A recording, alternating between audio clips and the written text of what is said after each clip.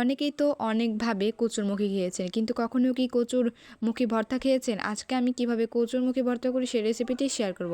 এখানে আমি কচুরমুখী নিয়েছি আর মুখিগুলোকে আমি ধুয়ে সেদ্ধ বসিয়ে দিয়েছি।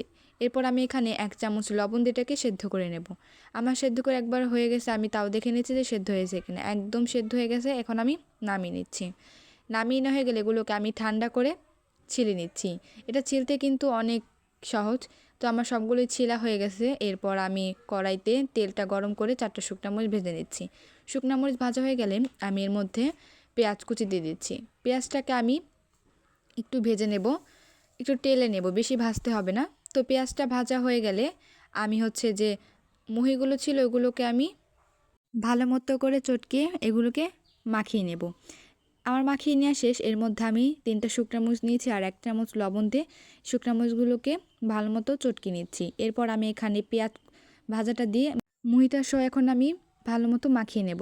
তো এটাকে খুব ভালো মতো মাখিয়ে নিতে হবে। মুহিটা অনেক আঠালো, যে কারণে একটু কষ্ট হবে। তো আমার একদম পুরো মাখানো হয়ে গেছে। আমি এর মধ্যে সরিষার তেল দিচ্ছি পরিমাণ মতো। সরিষার তেল দেওয়ার পর এটাকে আরেকটু পরিমাণ মাখিয়ে নিতে হবে।